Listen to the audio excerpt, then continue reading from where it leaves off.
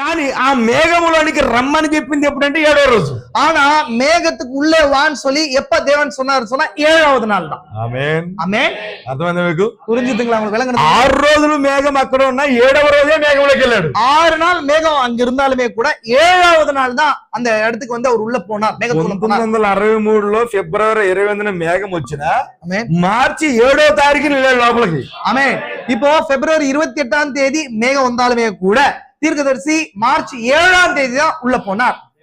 యేసుక్రీస్తు కూడా చూడండి ఒకసారి. இயேசு கிறிஸ்து మత్తయి సువార్త 17వ అధ్యాయం 1వ వచనం. மத்தேயு 17ஆம் அதிகாரம் 1ஆம் வசனம்.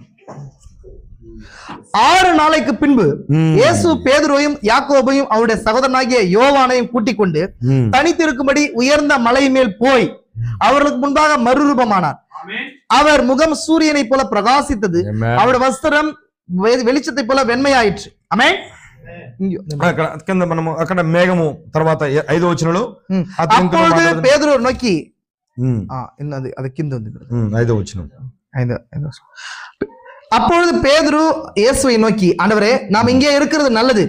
உமக்கு சித்தமானால் இங்கே உமக்கு ஒரு கூடாரமும் மோசேக்கு ஒரு கூடாரமும் எலியாவுக்கு ஒரு கூடாரமுமாக 3 கூடாரங்களை போடுவோம் என்றான்.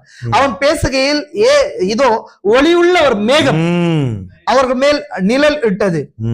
இவர் என்னுடைய நேசகுமாரன், இவர்கள் பிரியமாயிருக்கிறேன், இவருக்கு செவி கொடுங்கள் என்று அந்த மேகத்தில் ஒரு சத்தம் உண்டாயிற்று.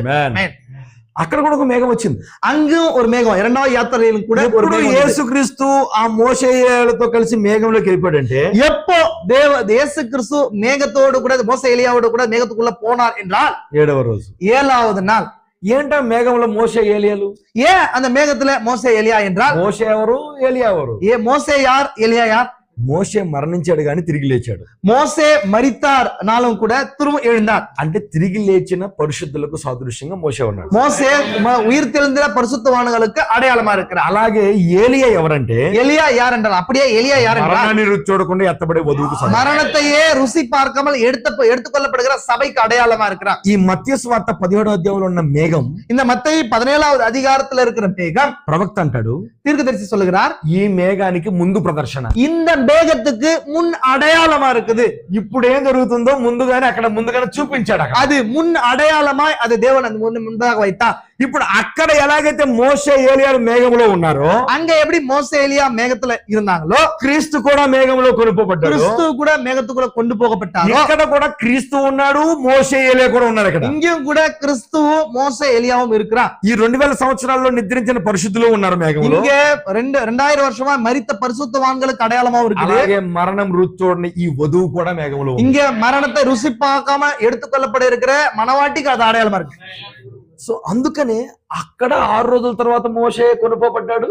அங்க 6 நாட்களுக்கு பிறகு மோசே எடுத்துக்கொள்ளப்பட்டார். యేసుక్రీస్తు 6 రోజుల తర్వాత 7వ రోజున కొనుక్కోబడ్డాడు. இங்க மோசே கூட 6 நாட்கள், மோசே கூட இயேசு கிறிஸ்து கூட 6 நாட்களுக்கு பிறகு உள்ள கொண்டு போகப்பட்டார். ప్రవక్త కూడా ఆ మేఘం వచ్చి 6 రోజులైనా, இப்போ தீர்க்கதரிசி கூட அந்த மேகம் வந்து 6 நாட்கள் ஆன பிறகு 7వ రోజున మేఘంలో కొనుక్కోబడ్డాడు. 7வது நாள் தீர்க்கதரிசி மேகத்துக்குள்ள கொண்டு போகப்பட்டார். అందుకనే ఎప్పుడు దేవుడు మేఘంగా దిగి వచ్చిన నిత్యత్వము కాలము ఏకమవుతుంది. எப்போதெல்லாம் மேகம் இறங்கியதோ அப்பெல்லாம் நித்தியமும் காலமும் ஒன்றா இணைகிறதா இருக்குது.